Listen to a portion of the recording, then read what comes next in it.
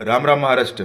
आपल्याला सांगताना अत्यंत आनंद होतो की आपल्या काश्मीरमधील पहलगाम येथे आतंकवाद्यांनी निरहत्या लोकांवर भ्याड हल्ला करून घडून आणला होता. त्यामध्ये 27 लोकांना वीरमरण आलं होतं. त्याचा बदला म्हणून आज आपल्या भारतीय सैन्याने ऑपरेशन सिंदूर अंतर्गत POK तसेच पाकिस्तानातील आतंकवादी ठिकाणावर 9 ठिकाणावर मिसाईल हल्ला केलेला आहे. आणि आतंकवादी ठिकाणे तसेच आतंकवाद्यांचे लॉन्च पॅड तसेच आतंकवाद्यांचे तळही मिसाईल हल्ल्यामध्ये नष्ट झालेले आहेत.